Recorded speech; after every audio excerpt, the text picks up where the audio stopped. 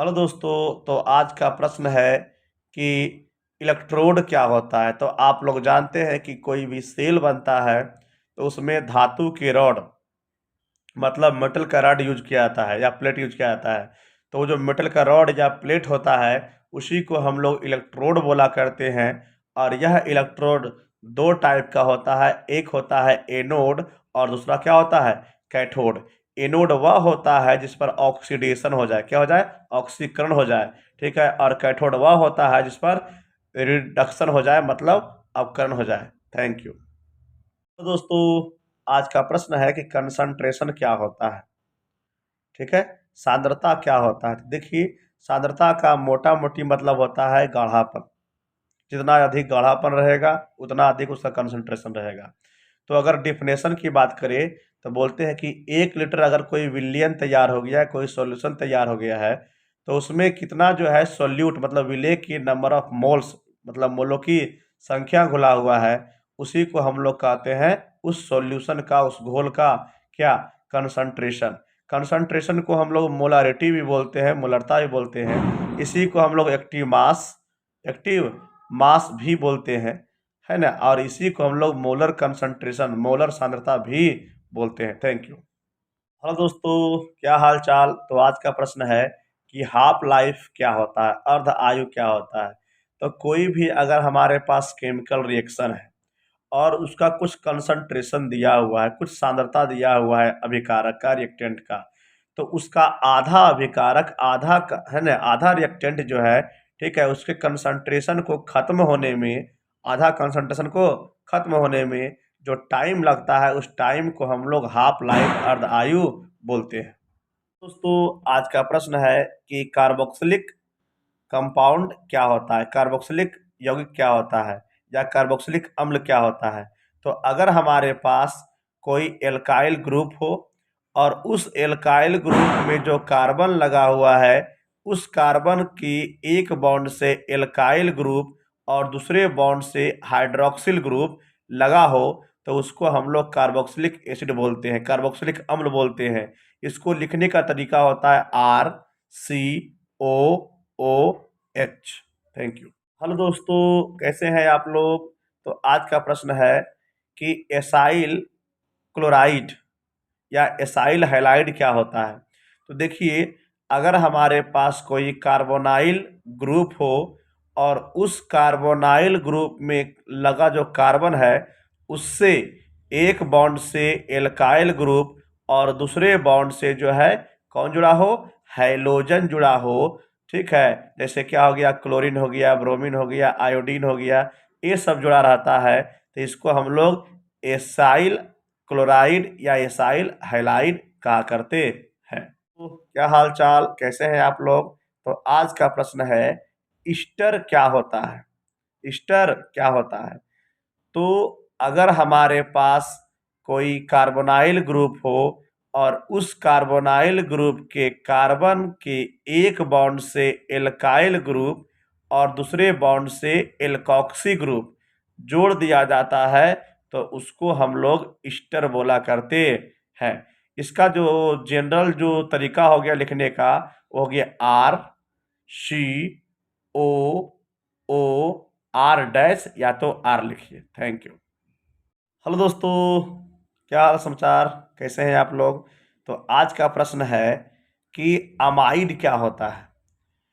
Amide क्या होता है। अमाइड का फॉर्मूला आप लोग जान लीजिए पहले, RCONH2। तो अगर हमारे पास कोई कार्बोनाइल ग्रुप है और उस कार्बोनाइल ग्रुप के कार्बन के एक बॉन्ड से एल्काइल ग्रुप और दूसरे बॉन्ड से NH2 ग्रुप जोड़ दिया जाता है, तो उसे हम लोग एमाइड कहा करते हैं। क्या हाल चाल। तो आज का प्रश्न है, डी हाइड्रो हैलोजिनेशन क्या होता है, ठीक है। तो डी हाइड्रो हैलोजिनेशन का हिंदी होता है, ठीक है, वी हाइड्रो हैलोजनीकरण। मतलब क्या कि अगर हमारे पास कोई केमिकल रिएक्शन है उसमें हाइड्रोजन भी हट रहा है और हैलोजन भी हट रहा है, तो इस प्रक्रिया को, इस प्रोसेस को हम लोग कहते हैं D hydro halogenation. Thank you. Sulphonation क्या होता है? तो अगर आपको वीडियो अच्छा लगेगा दोस्तों तो लाइक कर लीजिएगा, मेरे चैनल को सब्सक्राइब कर लीजिएगा। तो अगर हमारे पास कोई केमिकल रिएक्शन है, रासायनिक अभिक्रिया है और उसमें सल्फर जुड़ रहा है, सल्फर जुड़ रहा है, तो ऐसे रिएक्शन को हम लोग सल्फोनेशन, सल्फोनीकरण कहते हैं। दोस्तों क्या हाल चाल, कैसे हैं आप लोग? अगर वीडियो आपको अच्छा लगे तो आप लाइक कर दीजिए, मेरे चैनल को सब्सक्राइब कर लीजिए। आज का प्रश्न है कि नाइट्रेशन क्या होता है, नाइट्रोजनीकरण क्या होता है? तो कोई हमारे पास ऐसा केमिकल रिएक्शन हो जिसमें नाइट्रोजन ऐड हो रहा हो, नाइट्रोजन ऐड हो रहा हो, तो उसको हम लोग कहते हैं क्या? नाइट्रेशन कहते हैं, नाइट्रोजनीकरण कहते हैं। हेलो दोस्तों, क्या हाल चाल? तो आज का प्रश्न है कि हाइड्रेशन क्या होता है? तो देखिए, हाइड्रेशन का हिंदी होता है जलायोजन। ठीक है, कि अगर कोई हमारे पास केमिकल रिएक्शन है, उसमें वाटर अगर ऐड हो रहा है, जल अगर ऐड हो रहा है, तो उसको हम लोग कहते हैं क्या? हाइड्रेशन बोलते हैं। Thank you. आज का प्रश्न है कि एडजॉर्बेंट क्या होता है, अधिशोषक क्या होता है? तो आप लोग जानते हैं कि जब एक सबस्टांस दूसरे सबस्टांस के सरफेस पर आकर जमा हो जाता है तो इस प्रोसेस को हम लोग कहते हैं एडजॉर्प्शन। ठीक है, और जिस पर आके जमा हुआ उसको हम लोग कहते हैं एडजॉर्बेंट, और जो आके जमा हुआ उसको हम लोग कहते हैं एडजॉर्बेट। एडजॉर्बेंट का हिंदी होता है अधिशोषक और एडजॉर्बेट का हिंदी होता है अधिशोष। जैसे अगर मोबाइल है तो मोबाइल पर धूल कण आकर जमा हो गया तो मोबाइल जो हो गया एडजॉर्बेंट हो गया, मतलब अधिशोषक हो गया, और धूल कण क्या हो गया? अधिशोष्य हो गया, मतलब एडजॉर्बेट हो गया। हेलो दोस्तों, आज का प्रश्न है कि डिजॉर्प्शन क्या होता है, विशोषण क्या होता है? तो हमने आप लोग को पढ़ा रखा है कि एडजॉर्प्शन क्या होता है कि जब एक सबस्टांस दूसरे सबस्टांस के सरफेस पर आकर जमा हो जाए तो उसको हम लोग कहते हैं अधिशोषण, मतलब एडजॉर्प्शन।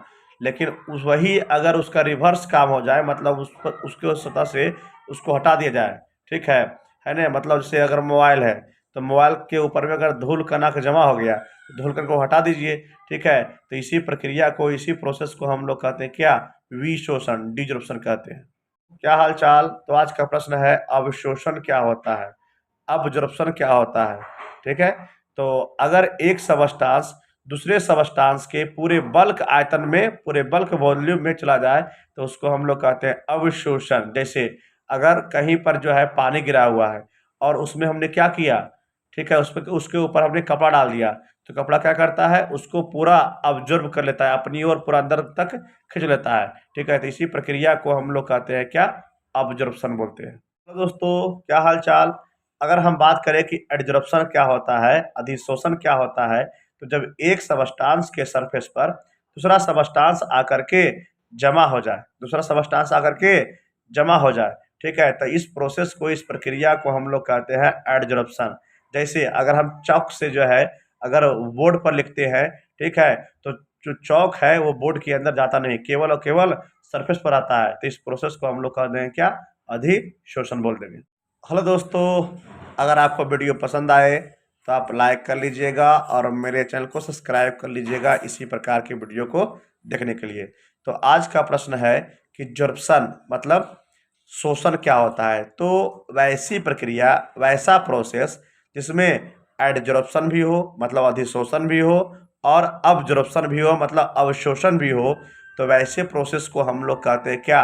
जॉर्प्शन कहते हैं। जैसे अगर हम लोग कॉटन को, अगर हमने क्या कर दिया है ना, डिटोल में डाल दिया, तो कॉटन के अंदर भी डिटोल चला जाता है और कॉटन के सरफेस पर भी क्या रहता है? डिटोल रहता है। ठीक है, तो यह क्या हो गया? एक जॉर्प्शन हो गया। ठीक है, थैंक यू। तो हम बात करने जा रहे हैं हेट्रोजीनियस कैटालाइसिस, मतलब विषमांगी उत्प्रेरण के बारे में। तो अगर हमारे पास कोई रिएक्शन है, उसमें हमने कैटलिस्ट डाला और कैटलिस्ट ऐसा है, ठीक है, जिसका स्टेट, जिसका अवस्था अभिकारक या उत्पाद से ना मिले, मतलब तीनों एक ही अवस्था में ना रहे, तीनों एक ही स्टेट में ना रहे, तो ऐसे कैटालाइसिस को हम लोग कहते हैं हेट्रोजीनियस कैटालाइसिस। हेलो दोस्तों, क्या हाल चाल? तो आज का प्रश्न है होमोजीनियस कैटालाइसिस, समांगी उत्प्रेरण क्या होता है? तो हम लोग जानते हैं कि कैटालाइसिस क्या होता है कि कोई भी अगर हमारे पास रिएक्शन है उसमें हमने एक ऐसा सबस्टांस को डाल दिया जो रिएक्शन की स्पीड को या तो बढ़ा दे या तो घटा दे, उसको हम लोग कहते हैं कैटलिस्ट। और बढ़ने या घटने की जो प्रक्रिया होती है इसको हम लोग कहते हैं कैटेलाइसिस। ठीक है ना। तो अगर रिएक्टेंट मतलब अभिकारक, प्रोडक्ट मतलब उत्पाद, और कैटलिस्ट मतलब उत्प्रेरक, ये तीनों जो है एक ही स्टेट में रहे, अगर मतलब गैस है तो गैस में रहे, सब गैस में रहे, या तो सब लिक्विड में रहे, या तो सब सॉलिड में रहे, तो ऐसे कैटेलाइसिस को हम लोग कहते हैं होमोजीनियस कैटेलाइसिस। हेलो दोस्तों, एंजाइम क्या होता है, एंजाइम कैटलिस्ट क्या होता है? एंजाइम बोले या एंजाइम कैटलिस्ट बोले, दोनों बात सेम है। तो वैसा ऑर्गेनिक नाइट्रोजनस मटेरियल, ठीक है, वैसा नाइट्रोजन युक्त कार्बनिक पदार्थ जिसका मॉलिक्यूलर मास मतलब अणुभार काफ़ी अधिक होता है, जो जीवित कोशिकाओं में मतलब लिविंग सेल में बनता है, ठीक है ना, जो जीवित कोशिकाओं में बनता है, ठीक है ना, और जो काफ़ी इफिशियंट होता है, काफ़ी अधिक दक्षता वाला होता है, ठीक है ना, उसे हम लोग कहते हैं क्या, एंजाइम या तो एंजाइम कैटेलिस्ट बोलते हैं। जैसे क्या हो गया, लाइपेज हो गया, जाइमेज हो गया, इन्वर्टेज हो गया, पेप्सिन हो गया, लैक्टोबैसिली हो गया, एक्सेट्रा एक्सेट्रा। हेलो दोस्तों, आज का प्रश्न है कि लायोफोबिक कोलाइड मतलब द्रव विरागी कोलाइड क्या होता है? तो वैसा कोलाइड जिसे जल से क्या हो, नफरत हो, प्रेम हो, लगाव ना हो, तो उसको हम लोग कहते हैं लायोफोबिक कोलाइड मतलब द्रव विरागी कोलाइड। इसमें डीएम और डीपी के बीच में लगने वाला जो फोर्स होता है वो काफ़ी वीक होता है। हेलो दोस्तों, तो आज का प्रश्न है लायोफोबिक कोलाइड क्या होता है? ठीक, तो जब अगर डीएम और डीपी के बीच में मतलब डिस्पर्सन मीडियम और डिस्पर्स्ड फेज के बीच में अगर जो है वीक फोर्सेस लगे, ठीक है, तो उसको हम लोग कहते हैं क्या, लायोफोबिक कोलाइड। हेलो दोस्तों, क्या हाल चाल, सब ठीक ठाक? तो आज हम बात करेंगे लायोफिलिक कोलाइड क्या होता है। तो लायोफिलिक कोलाइड ऐसा कोलाइड होता है जिसको जल से प्रेम हो, लव हो, तो उसको हम लोग लायोफिलिक कोलाइड बोलते हैं।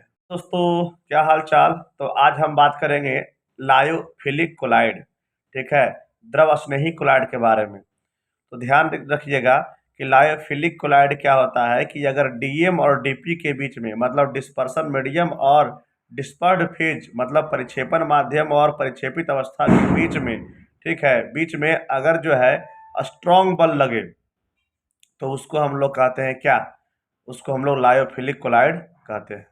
हेलो दोस्तों, क्या हाल चाल? तो आज हम बात करेंगे मैकेनिकल डिस्पर्सन मेथड के बारे में, ठीक है, आंतरिक परिक्षेपण विधि के बारे में। तो इसमें सबसे पहले क्या करते हैं कि दो पार्टिकल को मिलाते हैं, एक डीएम की तरह काम करेगा, एक डीपी की तरह काम करेगा, और इन दोनों को मिलाने से इसका साइज इतना बड़ा हो जाता है कि इसका रेंज जो है सस्पेंशन मतलब निलंबन के रेंज में आ जाता है। तो उसके लिए हम लोग एक कोलाइडल मील लेते हैं और उस कोलाइडल मील में बना हुआ सस्पेंशन को डाल करके, ठीक है, उसको अपोजिट डायरेक्शन में जो है लगभग 7000 आरपीएम पर घुमाया जाता है। तो घुमाने के बाद क्या होता है कि वो जो सस्पेंशन होता है वो छोटे छोटे टुकड़ों में बदल करके जो है कोलाइड के रेंज में चला आता है। इसी को हम लोग कहते हैं मैकेनिकल डिस्पर्सन मेथड मतलब आंतरिक परिक्षेपण विधि। हेलो दोस्तों, क्या हाल चाल? तो आज हम बात करेंगे डिस्पर्सन मेथड के बारे में। मतलब कोलाइड बनाने का जो एक डिस्पर्सन मेथड होता है, परिक्षेपण विधि होता है, वो क्या होता है। तो देखिए, जब अगर कोलाइड का जो साइज के बात करें तो कोलाइड का जो पार्टिकल का जो साइज होता है 1 नैनोमीटर से लेकर के 1000 नैनोमीटर के बीच होता है, ठीक है। तो यदि कभी जो है, ठीक है, ऐसा हो जाए कि किसी कण का जो साइज है 1000 नैनोमीटर से बड़ा हो और उसको जो है तोड़ करके कोलाइड के रेंज में लाना हो, तो उस कंडीशन में उसको तोड़ते हैं। तो तोड़ने की जो प्रक्रिया होती है उसी को हम लोग कहते हैं क्या, डिस्पर्शन मेथड कहते हैं, परिक्षेपण विधि कहते हैं। हेलो दोस्तों, क्या हाल चाल? तो आज का प्रश्न है कि इमल्सन क्या होता है मतलब पायस क्या होता है। तो अगर डिस्पर्सन मीडियम और डिस्पर्स्ड फेज मतलब परिक्षेपण माध्यम और परिक्षेपित अवस्था, दोनों अगर जो है लिक्विड हो, क्या हो, द्रव हो, तो उसको हम लोग बोलते हैं इमल्सन, पायस बोलते हैं। जैसे क्या हो गया, जैसे हो गया दूध। दूध में क्या होता है कि कुछ कुछ मात्रा में ऑयली मटेरियल मतलब तैलीय पदार्थ भी होता है, और कुछ कुछ मात्रा में जो है पानी भी रहता है। ठीक है, तो यहाँ पर जो है ऑयली मटेरियल जो है वो पानी में घुला हुआ है, मतलब कि डीपी भी जो है, जो घुला हुआ है वो भी जो है लिक्विड है, और जिसमें घुला हुआ है वो भी क्या है, लिक्विड है। इसलिए बोलते हैं कि दूध जो है एक क्या है, पायस है, इमल्सन है।